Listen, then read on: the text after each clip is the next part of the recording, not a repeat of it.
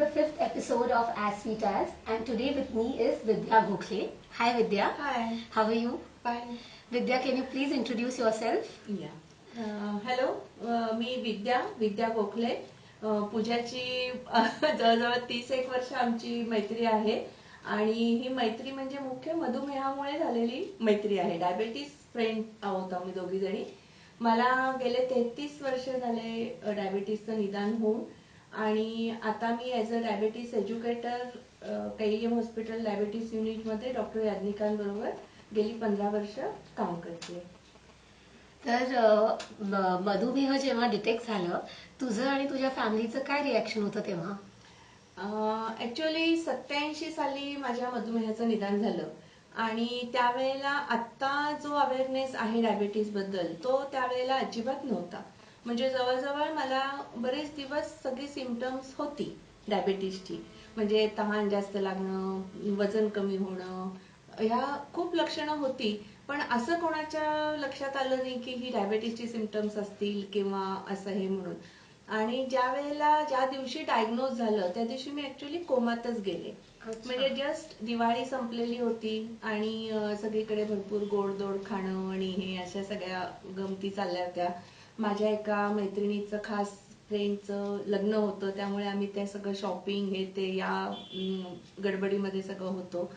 आणि एक दिवस अचानक दिवसभर मला खूप त्रास व्हायला लागला, उलट्या व्हायला लागल्या, पोटात दुखायला लागलं आणि संध्याकाळनंतर तर मला काही आठवतच नाहीये.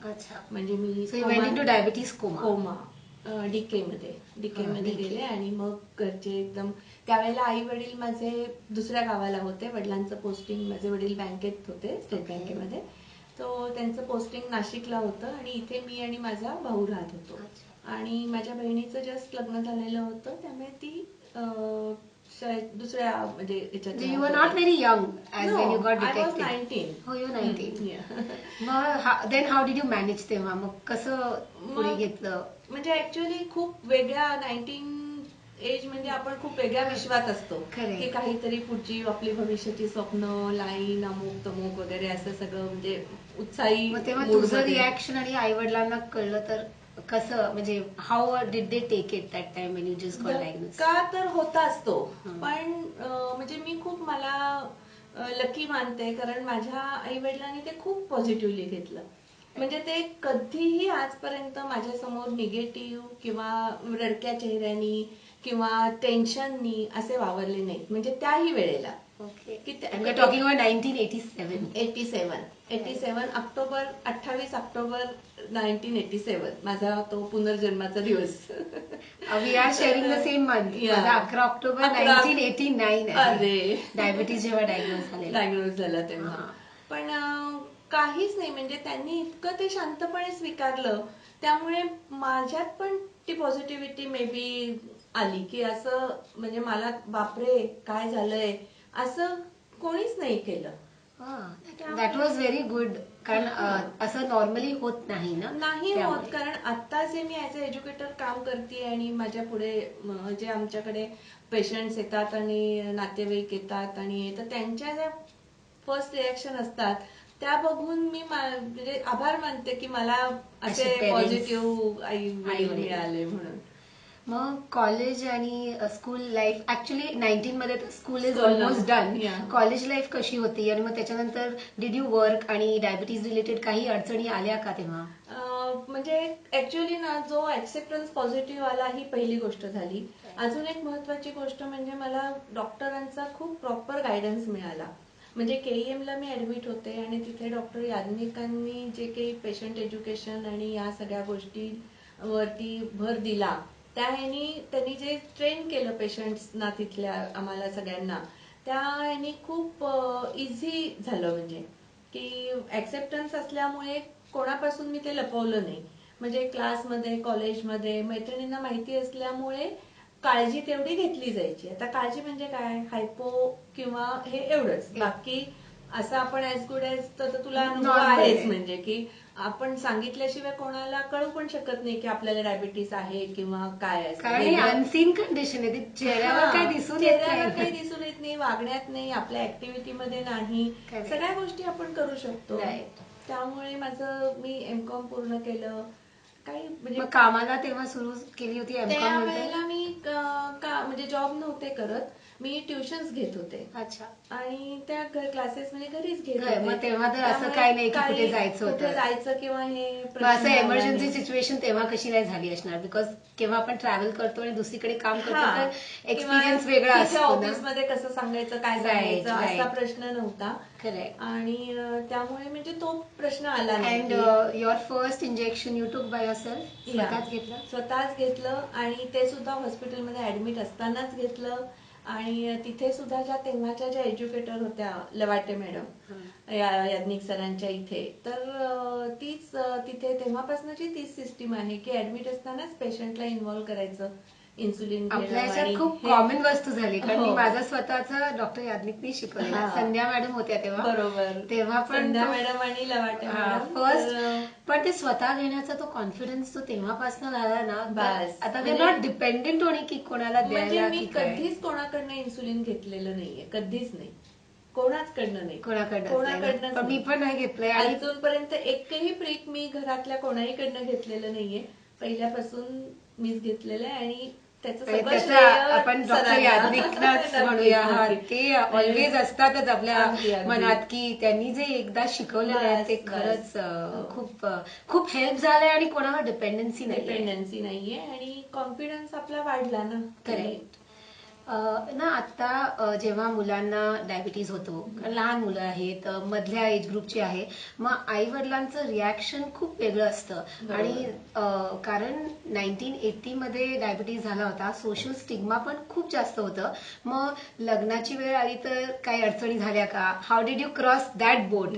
कारण हे is a very important topic which I think for me to discuss is important. कारण खूप होतं की फक्त एक कंडिशनमुळे लोक good or bad, a person is not good or bad, पण तो स्टिग्मा अजूनही गेलेला नाहीये. तर तुझ्या वेळेस काय होतं? ऍक्च्युअली म्हणजे त्याही बाबतीत मी खूप लकी आहे की आमचा जो ग्रुप होता कॉलेजमधला, तर म्हणजे संजू आणि मी, आम्ही एकाच क्लासमध्ये होतो. त्यामुळे आमचं लव्ह मॅरेज आहे. अच्छा. आणि त्यामुळे डायबिटीस हा अडथळा झाला नाही. म्हणजे माझ्या सासरच्या लोकांच्या मनात एक थोडीशी भीती होती, कारण त्याची नीट माहिती नसल्यामुळे की काय बा कसं होणार, कारण आमची जॉईंट फॅमिली असल्यामुळे कसंही निभावणार वगैरे असं. पण असंही ते मला ओळखत होते आणि त्यांना लक्षात येत होतं की डायबिटीस असलं तरी हिच्या कुठल्या गोष्टीत काही अडचण नाहीये. त्यामुळे असा विरोध कुठला झाला नाही. त्यांना या सगळ्या गोष्टी समजावून सांगितल्या. परत याज्ञिक सरांचा रोल मोठा आहे की डॉक्टरांकडे घेऊन गेल्यावरती त्यांनी सगळ्या गोष्टी समजावून सांगितल्या की असं वैवाहिक आयुष्यात काही प्रॉब्लेम येणार नाही. आणि ज्या बेसिक सर्व्हायव्हल स्किल्स आपण म्हणतो की हायपो management, sugar monitoring, insulin technique, ह्याच्यामध्ये पूर्ण फॅमिली इन्व्हॉल्व्ह असली की मग काही तसा प्रॉब्लेम येत नाही. पण नाव यू से की तुझी लव्ह मॅरेज होती, तर how much role was your spouse helping you? म्हणजे त्याला माहिती होतं डायबिटीज काय आहे आणि तू त्यांना एक्सप्लेन केलेलं की काय आहे कसं आहे? कारण खूप इम्पॉर्टंट आहे ना की ज्याच्याबरोबर आयुष्य काढायचं आहे त्याला तरी माहिती असायला पाहिजे ना की इंजेक्शन काय आणि कसं वाटतं. कारण खूपदा काय होतं, हायज अँड लोज मध्ये थोडंसं बिहेव्हिअरल चेंजेस होतात ना. आणि कारण खूप लोक तीच बिहेवियर बघून दे पुट दॅट बिहेवियर असाय, तो गैरसमज होतात. तेव्हा अवेअरनेस सगळं क्रिएट केलेलं. फॅमिली सपोर्ट हा खूप महत्वाचा आहे. म्हणजे आता तू जसं म्हणालीस की बिहेवियर मध्ये म्हणजे खूप लो झाली तरी आपलं बिहेवियर म्हणजे खूप चिडचिड होते, काहीतरी कन्फ्युजन होतं आपल्याला आणि कंट्रोल आपला जातो. आणि खूप हाय असली तरी आपण ड्राउझी होतो, काही करायचा मूड नसतो. मग नक्की काय होतंय की शुगरमुळे होतंय का, हे आवडलं नाही म्हणून असं वागतीये का, आपलं काही चूक? कारण त्यांची काही चूकच नाही ना, त्यांना माहित नाही. पण अवेअरनेस क्रिएट केली, घरच्यांना सगळ्यांना हे सांगून ठेवलेलं असल्यामुळे कोणी त्याच्यावरनं आमच्यात असे काही मिसकन्सेप्शन झाल्या नाहीत. म्हणजे so I want to put this point is awareness among the community, family members, friend is very very important. मग ती गैरसमज होत नाही, so nobody can misunderstand you. म्हणजे चेष्टेने माझा मुलगा लहान असताना म्हणायचा, मी जर त्याला रागवले कधी काही चिडले त्याच्यावरती, ताई आधी शुगर चेक करू. म्हणजे तू हायपो मध्ये ओरडतीयस का खरंच माझ्यावर चिडलीयस असं. म्हणजे की हे करून की उगीच तू रागवतीयस मला, तर बघ नक्की हायपो असेल तर ओके. आता आपण मला माहितीये की तू you have a son also who has got no diabetes आणि पीएचडी करतोय. So every parent wants to have a child and also how's म्हणजे when you were thinking of getting pregnant, what are the things you did, what are the things you took care during the term of pregnancy, and also I want you to tell me की diabetes पालकांना की मुली किंवा मुलाला diabetes असलं तरी लग्न होणार आहे, प्लस प्रेग्नन्सीवर तुझे जरा एक्सपिरियन्स प्लीज शेअर कर, कारण यू सक्सीडेड इन दॅट. आणि खूप टाईप पण आहेत ज्यांचे नॉर्मल किड्स झालेले आहेत आणि व्यवस्थित आहेत. म्हणजे आता आपल्या इथे जर आपल्या पुष्कळ मुली आहेत की ज्यांची लग्न झाली आहेत, ज्यांना मुलं आहेत. आता माझा सुद्धा अनुभव सांगते की मला काही प्रॉब्लेम आला नाही प्रेग्नन्सी राहायला. आणि तसंही आपण काय सांगतो की डायबिटीस कंट्रोल हा कायम पाहिजे. करेक्ट. म्हणजे प्रेग्नन्सीत तर पाहिजे, पण अदरवाईज सुद्धा 365 दिवस 24 तास तुमचा कंट्रोल हा चांगला पाहिजे.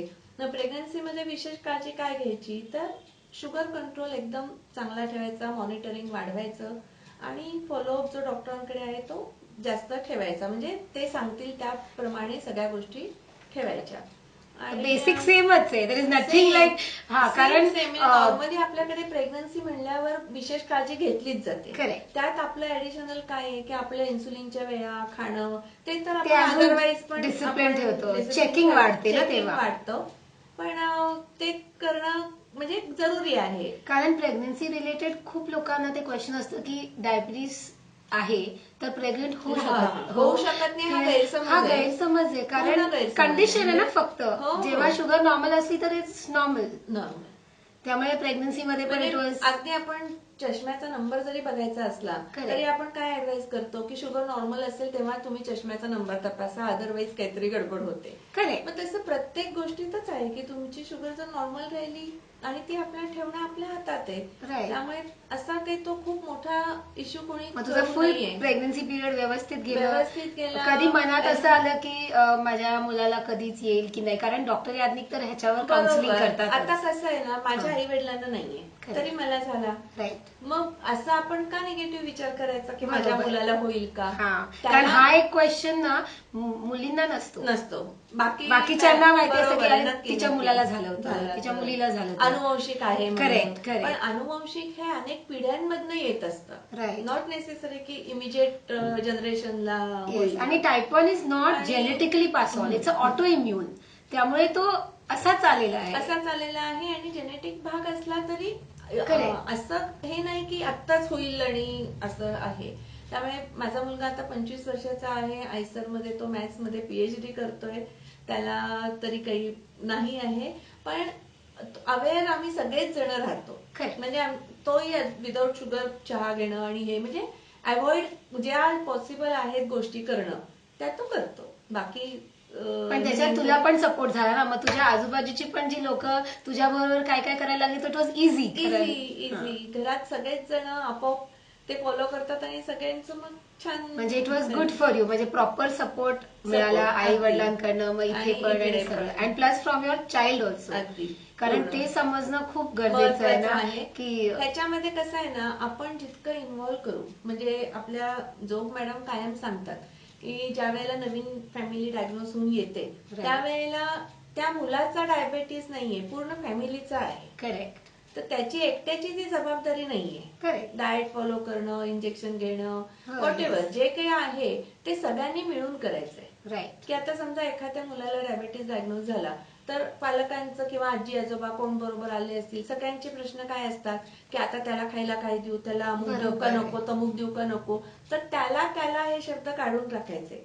आपण करा काय खायचं, आपण काय आणायचं, तर बेकरी प्रोडक्ट्स आपण बंद करा. आणि तसे पण जे डायबिटीस पथ्य फॉलो करतात ते नॉर्मल पथ्य आहे. कारण मला असं वाटतंय की डायबिटीस लोक दुसऱ्यांची जास्त स्ट्रेंथ आणि कमी शुगर सोडून आय थिंक दुसरे सगळे प्रॉब्लेम्स होत नाही. म्हणजे कोल्ड काफ फीवर आजारी नाही होत ना. म्हणजे आमच्या घरात सुद्धा असंच आहे की पूर्ण फॅमिली मेंबर्स मध्ये मी सगळ्यात कमी आजारी पडते आणि डायबिटीस हा आपण आजार मानतच नाही. करेक्ट. ती एक कंडिशन आहे.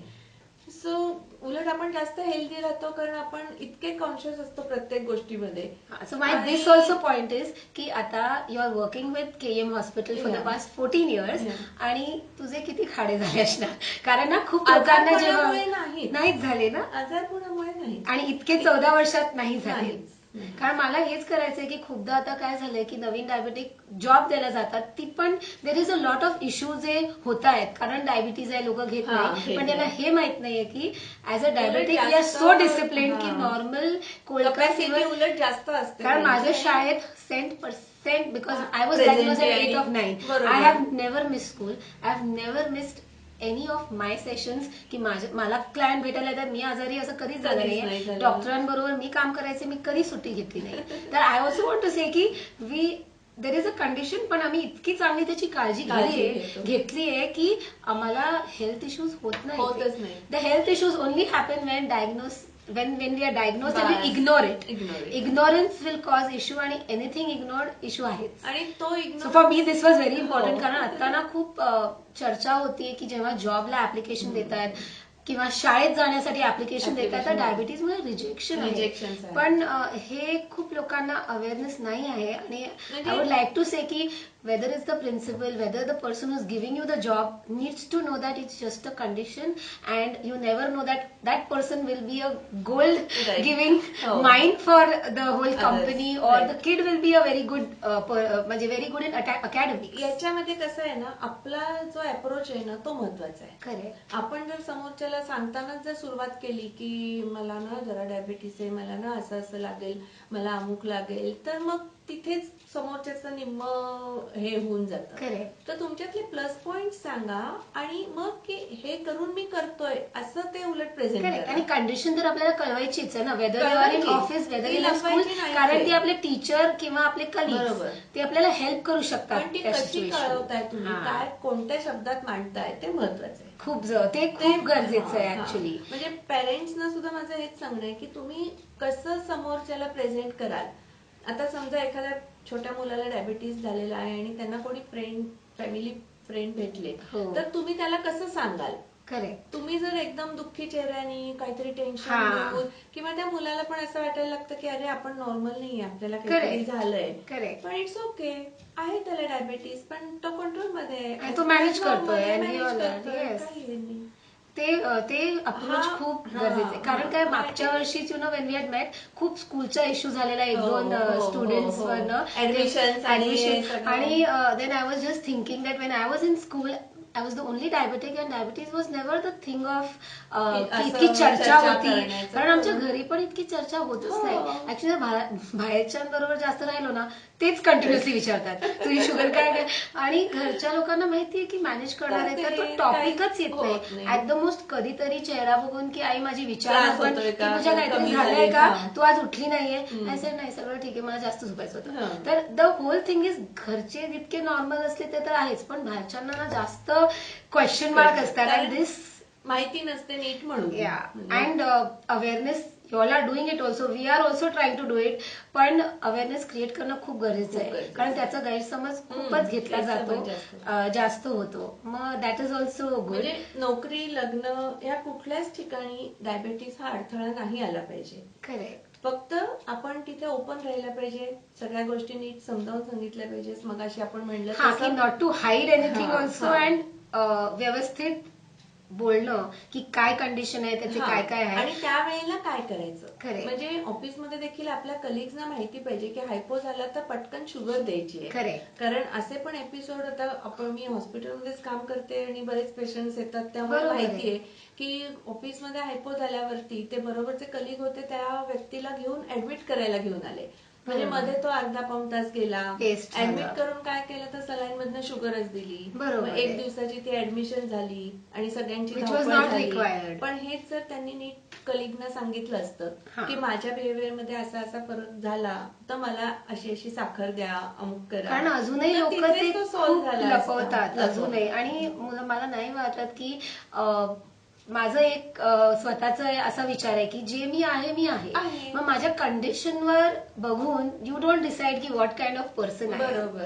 That condition will trigger very rarely जेव्हा वरती खालती जाते, पण नॉर्मली तर आपण आणि इतकं चांगलं जेव्हा कंट्रोल आपण ठेवतो तर रिझल्ट तर Wien you put in good you get also good, असं माझा विचार आहे. आणि मी पण सगळी जिथे पण जाते ना, एक तर I am a diabetic card, आणि whether is gym, whether is कुणाकडे आपण राहायला गेलोय वगैरे, सगळ्यांना मित्र मैत्रिणी सगळ्यांना माहिती पाहिजे, कारण कधी एमर्जन्सी आली ना, somebody should have able to connect to the right person किंवा ऍटलीस्ट हेल्प यू. तिथल्या तिथे जमलं पाहिजे. म्हणूनच म्हणजे पूर्ण फॅमिलीचा आपण काय इन्व्हॉल्व्ह करतो एज्युकेशन मध्ये, की सगळ्यांना माहिती पाहिजे. आणि ते सपोर्ट सिस्टम एकच व्यक्ती बघते, आईच बघतीये, मग एखाद्या वेळेस आई बाहेर गेलीये, मोठा बहीण भाऊ घरी आहे, माहितीये की आई काहीतरी करते, पण काय करते हेच माहिती नाही, साखर द्यायची काय करायचं, असं गडबड नाही झाली पाहिजे. 14 वर्ष केएम मध्ये काम करते, आता तुला रिॲक्शन तर पेरेंट्सचं एकच आहे की धक्का बसतो, पण चेंजेस बघितले, ते ऍक्सेप्ट करण्यामध्ये काय फरक जाणवलाय from 2004 I think you are working to now 2020? कसं, कारण you see a lot of typhoid, तर आता काही आहे की बदल आहे अडॉप्शन मध्ये आहे? कारण diabetes is also related to cost आणि खूप काही, आणि केएम खूप करताय लोकांसाठी, मग त्याच्यात तुला बदल दिसतोय का, की 1980s मध्ये आणि आत्तामध्ये आहे का फरक? म्हणजे ना तर विल से 2004 मध्ये you were working and now is 2020. Approach मध्ये लोकांचा फरक झालाय का? अप्रोच मध्ये म्हणजे काय आहे की आता खूप फॅसिलिटी आहेत ना, म्हणजे आता 80s मध्ये कसं होतं की धक्का सेम आहे, म्हणजे मेंटल कंडिशन पेरेंट्सची आणि मुलांची सेम आहे, कारण एकदम तो शॉकच असतो आणि मलाच का, आणि मी काय रॉंग केलंय, किंवा मग आई वडिलांना पण असं वाटत असतं की माझं काही चुकलं का, आमचं दुर्लक्ष झालं का, किंवा काय, असं, आणि हे प्रश्न सेम आहेत.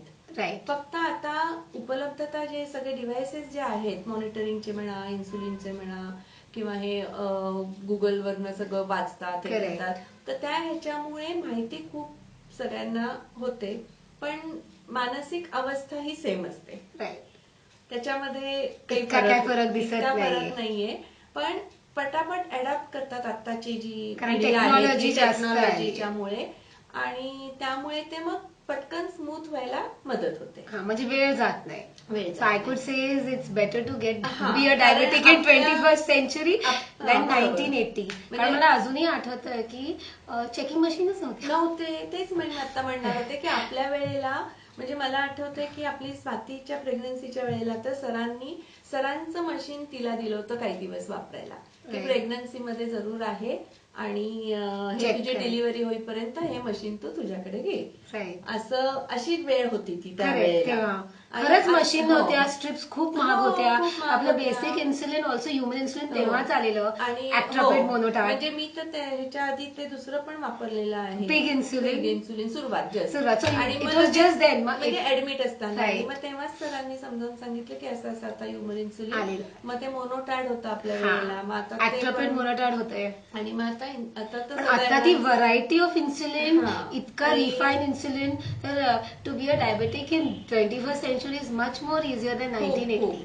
कारण आता health care providers, diabetes educators, nutritionist, team work पण चांगलं आहे, आणि ते सगळे अवेलेबल आहे की मला केव्हा गरज पडली की मी लगेच कॉन्टॅक्ट करू शकता, आणि ऍडव्हान्स सगळं झालेलं आहे, त्यामुळे नक्कीच, म्हणजे definitely feel that they are more luckier की खरंच, कारण तेव्हा तर कितीदा लॅबोरेटरीमध्ये जायचं, खूप पडायचं, आणि म्हणजे असं डेली मॉनिटरिंग तर आपण urine and ketone strips, daily monitoring तर ते नव्हतंच. आता कसं आपण दिवसात 4 वेळेला 5 वेळेला, म्हणजे आता सेन्सरमुळे तर अजून 24 तास, कारण तेव्हा असं, कारण मला असं खूप वाटतं की even as growing as in school time checking जास्त इझी असलं ना, तर तेव्हा इतके फ्लक्च्युएशन झाले नसते, कारण आता तर इतका काय धक्का, तेव्हा फॉर्च्युनेटली खूप काय हेल्थ इफेक्ट नाही झालेत, पण जो धक्का तेव्हा बसला, आणि that was also because there was no checking machine, त्यामुळे मग कुठेही आपल्याला पाठवायला घरच्यांना थोडं भीती वाटायची की हायपो झाला तर काय, वाढली तर काय, अमुक तर काय, पण अंदाजे आपण ते सगळं मॅनेज करायचो. पण फॉर्च्युनेटली काय होतं ना, आपल्याला जे पथ्य दिले होता ना, ते आपण फॉलो करत होतो ना, त्यामुळे इतके I never came back from school. मला अजूनही आठवतंय की माझी एक दिवस पण मी असं मिस नाही झालं, माझ्या एक्झाम मध्ये मला कधी लो नाही काय झालं वगैरे वगैरे कधीच झालं नाही. आता ऑब्व्हियसली कारण टेक्नॉलॉजी असते तेव्हा कळतं पण की लो आणि हाय आहे. बरोबर. सो त्याचे प्लस आणि मायनस आहे की more numbers we are seeing, but being a diabetic in now is easier. It's easier also because you have a community. Plus to that we add is तुमच्यासारखी लोक. आणि तो तुला फरक जाणवतोय का? कारण तेव्हा इतकं नव्हतं ना. तेव्हा इतकं नव्हतं, पण तेव्हा म्हणजे परत आपण सुदैवाने याज्ञिक सरांकडे गेल्यामुळे ते जे 5 जण होते, Yagnik sir, Shelgikar sir, Raut sir, Lavate madam यांनी जो रोल केला तो आपल्याला ह्या स्टेज पर्यंत घेऊन आलेला आहे. आणि मी या फील्डमध्ये येण्याचं मुख्य कारण हेच आहे की त्यावेळेला आपण एक 25-30 लोकच होतो आणि मग सर आपल्याला तितका वेळ देऊ शकत होते, ह्या सगळ्या गोष्टी आपल्याला सांगत होते. पण आता जवळजवळ आपल्याकडे 1300 केएम युनिटलाच एनरोल आहेत मुलं. हो, तर हे जे आपण व्यस्त प्रमाण म्हणतो त्या ह्याच्यामध्ये असं वाटायला लागलं मला की आपण का हेल्प नाही करायची, की आपल्याला तर या सगळ्या गोष्टींचा फायदा झालाय. आणि ऍज अ पेशंट मी जेव्हा जात होते तिथे तेव्हा जे हे बाकीची मुलं येत होती आणि त्यांचे पालक आणि त्यांना येणाऱ्या अडचणी, आपण लकी आहोत, आपल्याला या सगळ्या गोष्टी उपलब्ध आहेत. पण ह्याच्यामध्ये आर्थिक प्रश्न खूप आहेत, नंतर इलिटरसी आहे, बाकीचे जी प्रलोभनं आहेत, तुम्ही ही पुडी घेऊन बघा, ते औषध घ्या, अमुक करा, तमुक करा. तर ह्या सगळ्यापासून ह्या लोकांना वाचवण्यासाठी अशी जी मधली फळीची गरज आहे की जे तू पण काम करतेस, ऍज अन एज्युकेटर आणि आपण ते अनुभवलेलं आहे म्हणून आपण जास्त कॉन्फिडन्सने सांगू शकतो की नाही तुम्ही इन्सुलिन घ्याच, घेऊन बघा असं नाही आपण म्हणत. कारण तेव्हा ना आपल्या बरोबर काही आपली एज ग्रुप नव्हती, कम्युनिटी नव्हती, एज्युकेटर, मग कोणाशी आरामात बोलणं म्हणजे इट वॉज पेरेंट्स ओनली. पण जे समज आता आपण कॉन्व्हर्सेट करू शकतो की वी हॅव सेम इयर्स, की दुसऱ्यांबरोबर की किती लर्निंग होतं ना, एक्सपिरियन्स शेअरिंग वगैरे, ते आता झालेलं आहे. पण त्यांनी तर खूप फरक पडला. नक्कीच तुला जास्त माहितीये कारण आताचे नवीन सगळे बघतो आणि या ह्याच्यामध्ये, कारण KM is also organizing a lot of community event, त्यामुळे तो एक फरक, तो एक कॉन्फिडन्स लेवल मुलांमध्ये, आणि दे आर नॉट बॉदर्ड, काय फरक पडत नाही. पण इतकं सगळं पण झाल्याने स्टिग्मा अजूनही गेला नाही आहे. My whole thing about the stigma is it is very important because I want to put it a point that it's a condition, don't जज एनीवन ऑन द कंडिशन.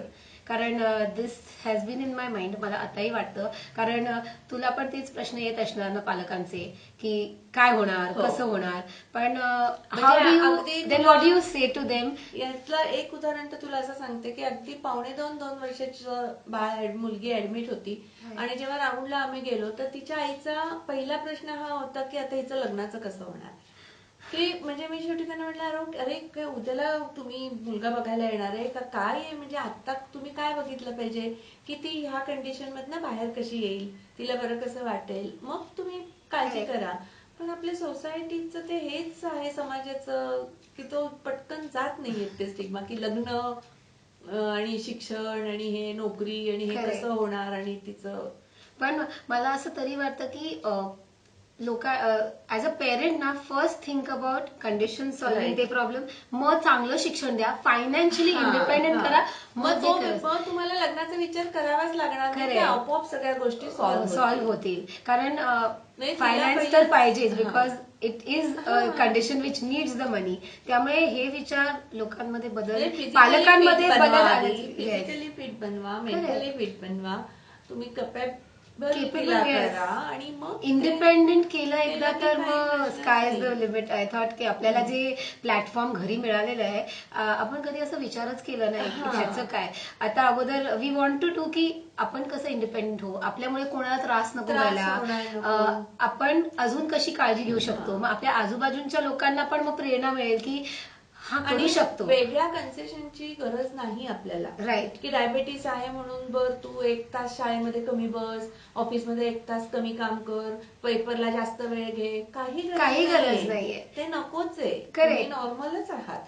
तुम्हाला गरज म्हणजे काय की जवळ तुमच्या तुमचे चेकिंग मशीन या शुगर सोल्युशन, बस ते तुम्हाला जवळ ठेवायला परवानगी पाहिजे. कारण ते केल्यामुळे ना अजून डोक्यामध्ये काहीतरी बसतं, म्हणजे हे एक्स्ट्रा कारणच नाहीये ना, कारणच नाही. पण काही जणांना असं वाटतं की नाही डायबिटीस आहे ना म्हणून तिला नाही जमलं. अरे का नाही, म्हणजे डायबिटीसने काय तुम्हाला आडकाठी यायचं कारणच नाहीये. खरंच, पण ते येतं लोकांच्या डोक्यात. आणि माझं तर असं आहे की मला काहीतरी नाही जमलं ना, मी 10 तेच करणार आणि मग दाखवणार की आणि डायबिटीसमुळे जमलं नाही असं तर नाहीच झालं पाहिजे, कारणच नाही काही. पण तरी मनात हे विचार येतात. पण आपला आता तो ॲज अ एज्युकेटर तू हाऊ डू यू सॉल्व्ह, म्हणजे काय, how do you educate them, what do you say, की एकदा तर डायग्नोज झाल्यावर हाऊ डू यू त्यांचं जरा मोटिवेशन कसं बांधते, तुझं काय अप्रोच आहे? पहिलं तर मी असं सांगते की तुम्ही म्हणजे मुलगा लहान असेल, मुलगा मुलगी लहान असेल तर मी पॅरेंट्सना सांगते की तुम्ही जसे बिहेव करणार आहात किंवा जसे रिॲक्ट होणार आहात तसा इम्पॅक्ट त्या मुलावर होणार आहे. तुम्ही जर दुःखी चेहरा करून बसलात, टेन्शन घेऊन बसलात, अरे बापरे इंजेक्शनची वेळ झाली, अरे बापरे, तर ते मूल रडायला सुरुवात करणार आहे. तुम्ही जर खेळीमेळीत ती गोष्ट घेतली की चल आता इन्सुलिन घेतलं ना की इंजेक्शन म्हणूच नका ना तुम्ही त्याला, इन्सुलिन घेतलं की मग ती मुलं आपोआप आठवण करतात की चल मला भूक लागलीये, मला इन्सुलिन दे किंवा माझी शुगर चेक कर. मुलं खूप पटकन ऍक्सेप्ट करतात पालकांपेक्षा. तर पालकांनी, त्यांना वाईट वाटणं स्वाभाविक आहे, त्या काळजी वाटणं ही साहजिक आहे, पण त्यांनी त्याच्यावर कंट्रोल ठेवला पाहिजे. की सारखं तुम्ही जर ते मुलांसमोर तेच तेच तेच रिॲक्ट होत राहिलात तर मग त्या मुलांनाही असं वाटायला लागतं की आपल्यामुळे सगळी फॅमिली डिस्टर्ब झाली का, म्हणजे ते स्वतःला दोषी मानायला लागतात. आणि हा condition is there is no, त्याला काही रिझनच झाला नाही अजूनही, we don't know about it. की ठीक आहे, म्हणजे मग आम्ही हे पण उदाहरण देतो की आपल्याला डोळ्याला दिसलं नाही की आपण चष्मा करतो आणि त्यात आणखीन व्हरायटी बघतो फ्रेमची, असं का तसं का. आपण असा विचार करतो का की मला आता हे आयुष्यभर लागणार का आणि मला त्याची सवय लागेल का, आपण ते ऍक्सेप्ट करतो की इट्स ओके. तशी ही आपल्या शरीरातली कमतरता आहे की आपल्या शरीरात इन्सुलिन काही कारणाने तयार होत नाहीये, तर आपल्याला बाहेरून इन्सुलिन घेण्याशिवाय पर्याय नाहीये. आणि हे आपल्याला दिवसातनं 4 वेळेला आणि आयुष्यभर, हे पहिल्याच व्हिजिटला त्यांच्यावर ठोकलं की हे होणार आहे, हे करावं लागणार आहे की. आणि मग आपण ही सगळी जी आपली पॉझिटिव्ह उदाहरणं आहेत की आपल्याकडे येणारी मुलं, त्यांची शिक्षण, त्यांचे लग्न, त्यांचे बाकीच्या ह्याच्यातलं पार्टिसिपेशन, ऍक्टिव्हिटी, खेळातलं, म्हणजे तुझंही उदाहरण आम्ही खूप देतो आणि हे सगळं बघितल्यावरती की त्यांना असं छान वाटायला लागतं की अरे वा खरंच काहीच नाही. आणि तेवढ्यासाठी आपण टाईप 1 ची ओपीडी ही वेगळी ठेवतो की जेव्हा ते बाकीची मुलं बघतात आणि त्यांना अरे हो ह्याला डायबिटीस आहे, अरे हिला पण डायबिटीस आहे, विश्वास बसत नाही त्यांचा की काहीच वाटत नाहीये, तो उड्या मारतोय, तो खेळतोय, तो तर हे करतोय, आणि मग कुठे काय होतंय. एज्युकेशन खूप फरक आहे, ते जे तुझ्याकडनं ते कन्वे होतं, actually getting it from the right person, awareness आणि अंडरस्टँडिंग, फुल फॅमिलीचं थॉट प्रोसेस बदलतं. आणि मग जेव्हा असं हे होतं की बरं ठीक आहे ते झालं की मग आता मी सुद्धा गेली 30 वर्ष 32 वर्ष इन्सुलिन घेतलीये, मला पण डायबिटीस आहे, मग तर त्यांचा एकदम असाच होतो चेहरा की खरं नाही सांगतात तुम्ही, खोटं आहे असं वाटतं त्यांना की आम्हाला बरं वाटावं म्हणून सांगताय का तुम्ही, असं म्हणलं. बघा मग म्हणजे नाही येत काही अडचण.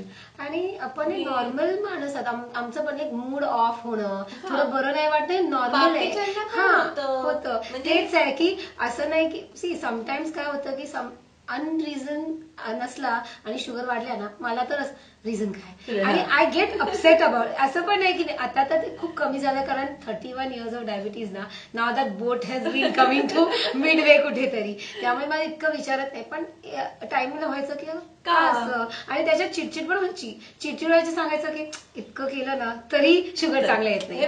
पण फक्त डायबिटीस हेच आपलं आयुष्य नाहीये, खरे आपल्या आयुष्याचा तो एक भाग आहे. खरे हे जर तुम्ही एकदा मान्य केलं ना तर मग, आणि ते वर खाली होणारच. कारण खूप लोकांना मला तुझं लाईफ तर मस्त आहे, म्हणजे असं मस्त आहे, हॅपी आहे. पण असं नाही की नॉर्मल ज्या लोक कंप्लेन करतात की मी कंप्लेन करत नाही, मी स्वतःला कंप्लेन करते ना, अरे खूप काळजी घेतली पण शुगर चांगली नाहीये मला, इट्स नॉर्मल. म्हणजे तो नॉर्मल बिहेवियर नसला तर मग ह्युमन बिंगच नाही. मी स्वतःला म्हणते कधीतरी कंप्लेन केलेली बरी. बरोबर आहे. आणि डायबिटीस आहे म्हणून आपण काही खायचंच नाही, अमकच नाही असं आपण कधीच करत नाही.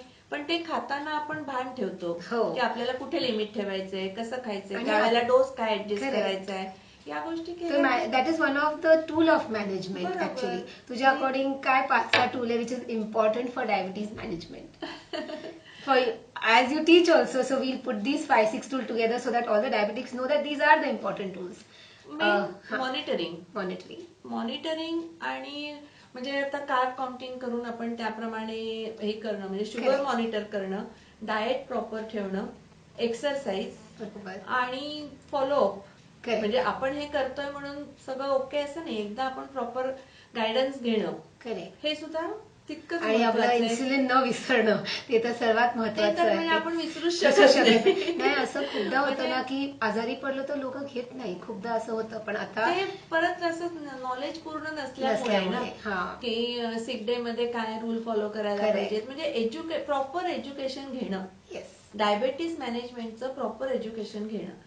म्हणजे प्रत्येकाने जर हे समजावून घेतलं ना की डॉक्टरांनी सांगितलंय म्हणून आपण इन्सुलिन घ्यायचं नाहीये, तर आपल्या शरीराची गरज आहे ती जर समजून घेतली, म्हणजे त्यातलं जे शास्त्र आहे ते शास्त्र जर आपण सोप्या ह्याच्यात समजून घेतलं तर आपण ते जास्त फॉलो करतो.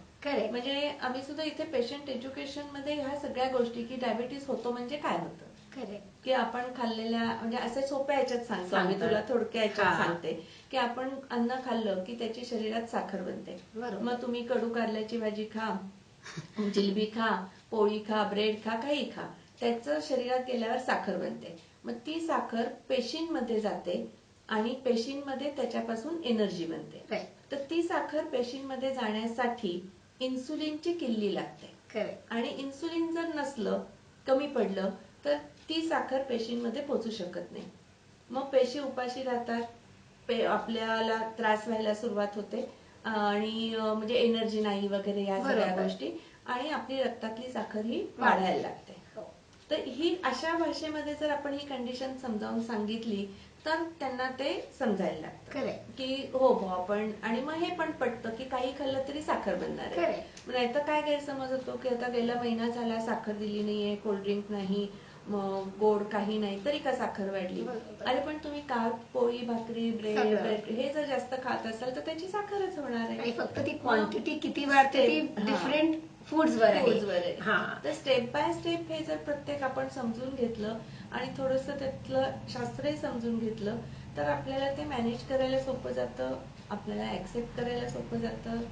आणि मग त्याची काळजी पण स्मूथली, कारण आपले सगळ्यांचे गोल्स आहेत, तर डायबिटीज ते मध्ये न यावं त्यामुळे हे मॅनेजमेंट खूप गरजेचं आहे ना. कारण जर का माझा एक ड्रीम आहे की मला ओके ठीक आहे पळायचंय, मी मॅरेथॉन पळाली होती, तर तेव्हा माझ्या मनात एकच होतं की मी शुगरला इतकी चांगली ठेवू की माझा तो गोल कसा पूर्ण होईल. आणि so this is like it is a process of the journey where this is part of it. आणि ते घेऊनच चालायचं ना, and any part of it, की तुम्हाला कामात कुठेतरी तुमचे ड्रीम आहेत की काही करायचं, शाळेतली मुलं आहेत तर त्यांच्या परीक्षा, अभ्यास, तर त्या ह्याच्यात मला या डायबिटीसचा अडथळा नाही आला पाहिजे. म्हणजे काय झालं पाहिजे, तर माझी शुगर 100 ते 150-200 या रेंज मध्ये माझी राहिली पाहिजे. हायपो पण नको आणि हायपर पण नको. मग त्याच्यासाठी मी काय करणं गरजेचं आहे? Management is so important. म्हणजे तुम्ही असं एक एक स्टेप बाय स्टेप हे केलं ना की या गोलला जायचंय, मग त्याच्यासाठी मला काय काय केलं पाहिजे, मग एक एक करत गेलं. आणि ती जबाबदारी मुलांना इन्व्हॉल्व करून केली. पालकांना मला हे मुख्य सांगायचंय की पहिल्या दिवसापासून तुम्ही जर मुलांना इन्व्हॉल्व केलं तर ते जास्त इझी होतं. कारण त्यांना कळायला पण लागतं की आता आपल्याला काही स्नॅक्स बनवायचे, बरोबर, तर ते मुलांना बरोबर घेऊन जा, तुम्ही शॉपिंगला बरोबर घेऊन जा, कुठली भाजी घेऊयात, काय करूयात. मग करताना सुद्धा तुम्ही त्यांना बरोबर घेतलं तर त्यांनी सुद्धा ज्या वेळेला डायटिशियन किंवा हे सांगतात ते सगळं ऐकलेलं असतं. बरोबर. तर त्यांना जर तुम्ही थोडासा मोठेपणा देऊन त्यांना इन्व्हॉल्व केलं, कारण ते त्यांना करायचंय, बरोबर आहे, तर ते जास्त योग्य होतं. आणि मग त्याच्यात त्यांना कुठे लूज ठेवायचं की एखाद दिवस तुला काय खायचं असेल ते परवानगी दिली, अमुक केलं की ते खुश होतात. आता मी आय एम जस्ट गोईंग की 1987 मध्ये आपण सगळे इंजेक्शन घ्यायचो. आता तू पण पंपवर शिफ्ट झालीये. तो ट्रान्झिशन आता तुला कसा वाटतोय? आणि आय एम नॉट सेइंग की सगळ्यांना पंपवर जायला पाहिजे, पण जे जाऊ शकतात, हाऊ यू, मला I want you to tell your experience and the changes तुला ते जाणवत आहेत from syringe to pen to the pump. कारण सगळे डिलिव्हरी डिव्हाइस आहेत, पण तुला काय फायदा झाला आणि तुझा काय एक्सपिरियन्स आहे त्याच्यावर? आता मी 5 वर्ष झाले मी पंप यूज करतेय. फायदा नक्कीच आहे. म्हणजे पण पहिलंच मी हे क्लिअर करते की पंप म्हणजे एकदम बेस्ट आणि हे असं अजिबात नाहीये. तुम्ही कुठलंही डिव्हाइस वापरलं तरी त्याचा इफेक्ट हा सेम आहे. फक्त ह्याच्यामध्ये कम्फर्ट जास्त आहे, फाईन ट्युनिंग आहे, म्हणजे फ्लेक्सिबिलिटी खूप आहे आणि ह्या सगळ्या गोष्टी आपण पंपनी खूप छान मॅनेज करू शकतो. पण त्याला तुम्हाला बेसिक मॅनेजमेंटचं नॉलेज असणं जरुरी आहे. म्हणजे पंप लावला म्हणजे काही आणि आता आपण काहीच बघायचंच नाहीये असं नाहीये. ते आपल्याला मॅन्युअलीच मॅनेज करायचंय. त्यामुळे बेसिक मॅनेजमेंट माहिती असणं जरुरी आहे. म्हणजे बेसिक मॅनेजमेंट शिकली की तुम्ही पेननी किंवा सिरिंजनी पण त्या गोष्टी करू शकता. म्हणजे थोडक्यात एखाद्या ठिकाणी जायचंय तर तुम्ही सायकलवर जा, बसनी जा, फ्लाईटनी जा, त्या प्रत्येक ह्याच्या गोष्टी वेगळ्या आहेत, पण तिथे पोहोचणं हे महत्वाचं आहे. तर त्याच्यासाठी म्हणजे उपलब्ध आपल्याला त्यावेळेला काय असेल त्याचा फायदा घेऊन त्या साधनांचा वापर करून पण आपल्याला एम ते गाठायचंय हे नक्की. म्हणजे मला पंप असता तर असं केलं असतं, तसं केलं असतं, मी आता सिरिंजनी घेतेय म्हणून माझा कंट्रोल नाही, अशी उत्तरं नकोय. त्या सगळ्यामध्ये आपण सेमच इन्सुलिन वापरतोय. पंपनी 100% फायदा आहे. आपण त्यांनी म्हणजे अगदी खूप नॉर्मल ठेवू शकतो. पण अजून प्रिसिजन आणि आहे, पण ते तसं अगोदर पण केलेलं आहे विथ सिरिंज आपण. म्हणजे आपण आता इतके वर्ष म्हणजे या 33 वर्षातले 5 वर्ष मी पंपवर आहे, पण आधीचे सगळे वर्ष मी सिरिंजने आणि मॉनिटरिंगने केलेलंच आहे. आणि त्याच्यात चेकिंग शुगर रेग्युलरली तो फायदा पडलाय ना, तो केलेलाच आहे ना. म्हणजे आपण प्रिक करून टोचून केलेलंच आहे. आता आपण सेन्सर वापरतो. बरोबर. पण त्या ह्याने आहे म्हणजे मेन आपला हेतू शुगर चांगली ठेवणं. अजून ह्याच्यापेक्षा पुढे अजून काही ऍडव्हान्स निघतील, त्याचाही आपण फायदा घेऊ शकतो. पण ह्याचा फायदा आपण आता का घेऊ शकतोय, तर आपण इतकी वर्ष त्यांनी मॅनेज केलेलं आहे. बरोबर. त्याचा फायदा घेण्यासाठी आपण नॉलेज पाहिजे आणि फिट आहोत आणि आपण ते सगळं नॉलेज घेतलेलं आहे. त्यामुळे असं काही नाही, जे उपलब्ध तुमच्याकडे डिव्हाइसेस असतील त्यांनी तुम्ही चांगला कंट्रोल ठेवू शकता. आणि मला एक विचारायचं होतं, कधी अशी काही कुठली एमर्जन्सी आली आणि how did you handle it? कधी झालंय असं की कुठली कंडिशनवरची एमर्जन्सी? पंपच्या बाबतीमध्ये एकदा कधी होतं की पंप माझा किंक झालेला असणार बहुतेक. ते म्हणजे मी बाहेर गेलेली होते आणि 2-4 तासात येणार होते, त्यामुळे बाकी काही बरोबर घेतलेलं नव्हतं. म्हणजे हायपोच्या गोष्टी होत्या, पण बाकी इन्सुलिन हे असं काही बरोबर घेतलेलं नव्हतं. आणि मला सिम्पटम्स लक्षात यायला लागलं की वाढलेली आहे आपली शुगर म्हणून. मग मी जेव्हा घरी आले तेव्हा बघितलं तर ती 600च्या वर गेलेली होती आणि पंपचा सेट वगैरे सगळा मी चेंज केला. आणि अजून जर बाहेर वेळ लागला असता तर किटोन्स आणि हे सगळं झालं असतं. मग त्या दिवसापासून मी म्हणजे मला मॅडमनी गाईड केलं की मी 10 युनिट्स लॅन्टस मी सिरिंजनी घेते, की असं जेव्हा आपण बाहेर गेल्यावर कंडिशन होईल तेव्हा जेव्हा आपला पंप बंद पडतो तेव्हा 0 इन्सुलिन. आणि 0 इन्सुलिन म्हणजे मग किटोन्स डेव्हलप व्हायला सुरुवात होते. तेव्हा तुझं रिॲक्शन म्हणजे बिकॉज तू एज्युकेटर पण आहे, तू हायपर नाही झाले, शांत राहिले आणि मॅनेज केल्या सगळ्या गोष्टी. म्हणजे लगेच मी सिरिंजनी घेतलं आणि असं. तर म्हणजे ऍक्च्युअली 300च्या वर कधी शुगर गेली तर जे पंपवर आहेत त्यांनी ताबडतोब सिरिंजनी इन्सुलिन घ्यायचं त्या वेळचा शॉट. बरोबर. आणि मग तुम्ही काय असेल ती मॅनेजमेंट करा की चेंज करणं. आता 1-2दा झालेलं जेव्हा पुण्यात होते, पंपच बंद पडला.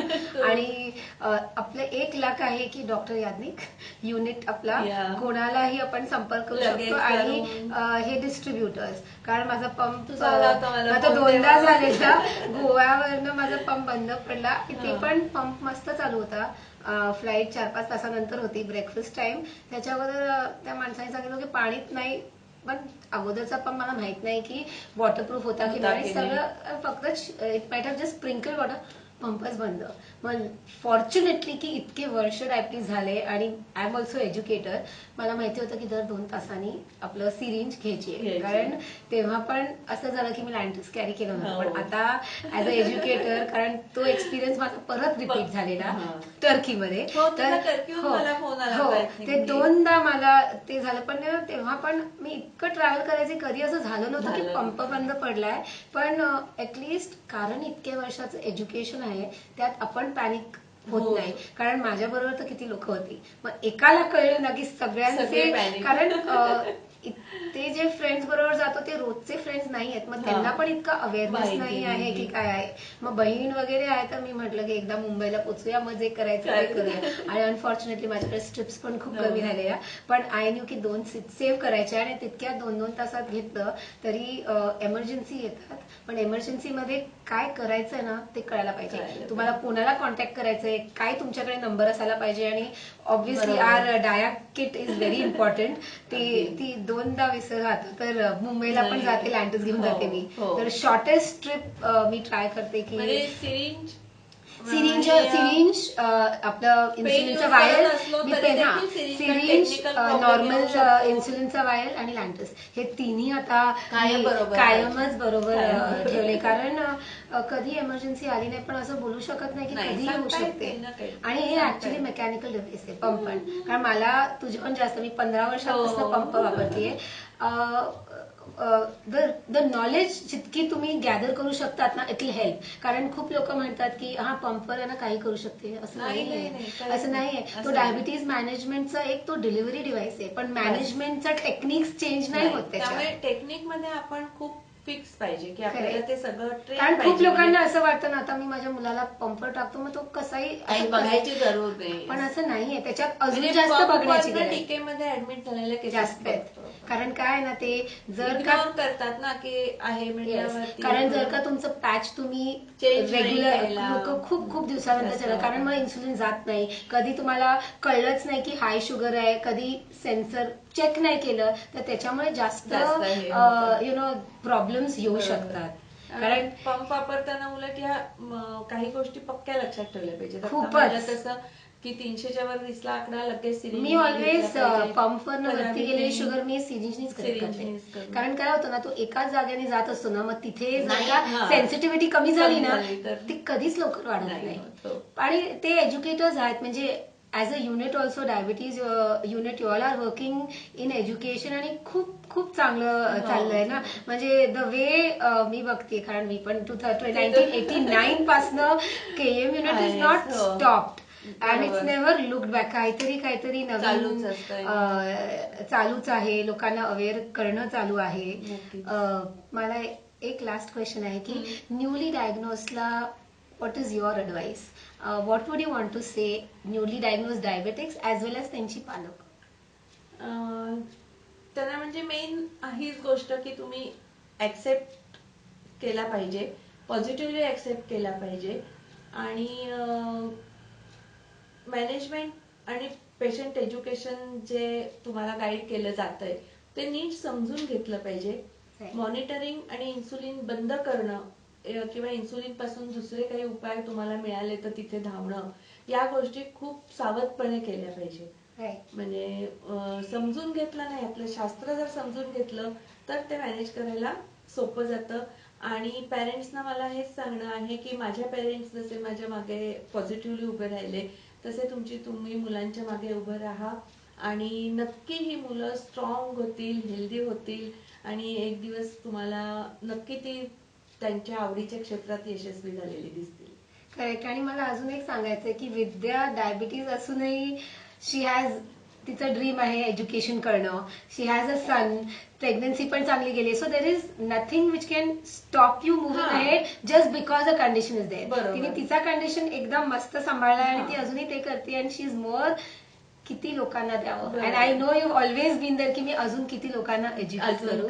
येस. म्हणजे आयुष्यातल्या मुख्य आपल्या अपेक्षा काय असतात की त्या मुलाचं शिक्षण झालं पाहिजे, खेळामध्ये तो समावेश झाला पाहिजे, व्यवसाय, नोकरी, फॅमिली लाईफ, लग्न, तर ह्या सगळ्या गोष्टी आपण करू शकतो. डायबेटीस आपल्याला कुठेही अडकाठी होऊ शकत नाही. आणि मला असं एक पण बोलायचं की जर का लग्न नाही करायचं ते पण ठीक आहे, म्हणजे that is not the end. असं एक आहे ना की तो एक पडाव पुरा करणार ही आहे. सांग पूजा, डायबेटीस नसलेल्या सगळ्या व्यक्तींची लग्न झालेलीच आहेत का? किती लोक त्यांच्याकडे कोणी बोट करतं का? नाही, मग पण इथे आहे ना आहे म्हणून असं. आणि दॅट्स वाय मला हा टॉपिक करायचा होता. हाच फक्त डोक्यात का इश्यू ठेवायचा, म्हणजे असं नाहीये. तो ज्याच्या त्याच्या आयुष्याची बघण्याकडे दृष्टिकोन आणि हे आहे. आणि आपलं हेच ड्राईव्ह आहे की हा एक स्टिग्मा जो आहे ना तो कसा सॉल्व्ह करावा. And this has been my dream actually. आणि सगळे टाईप पण येतात, आपण इतकं मस्त बोलतो आणि मला इतकी मजा आली. कारण to hear from a person who is diabetic for so many years, to share the experience, मग लोकांना पण न्यूली डायग्नोजला पण तितका तो एक मोटिवेशन मिळतं की काही नाही, माझ्या मुलाला आपण जे पण आहे करू शकतो. And life can move ahead. At the end of it is life has to move ahead happily. Yes. आणि रोलर कोस्टर राईड्स तर कोणाच्या लाईफमध्ये नाहीये, ते तर आहेच. म्हणजे मला असं नाही म्हणायचं की ओके डायबिटीज आहे आणि मला काही रोलर कोस्टर झालेत नाही, खूप वरती खालती जाते, पण मॅनेजमेंट इज द की. आणि attitude which you said, positivity. डायबिटीजमुळे पूर्ण फॅमिली हेल्दी होते एक, आणि पॉझिटिव्ह अप्रोच खूप होतं. थँक्यू सो मच विद्या, खूपच मजा आली. Thank you very much. मला बोलवलं, खूप दिवसांनी भेट झाली आणि this was a very good session and thank you so much. Thank you.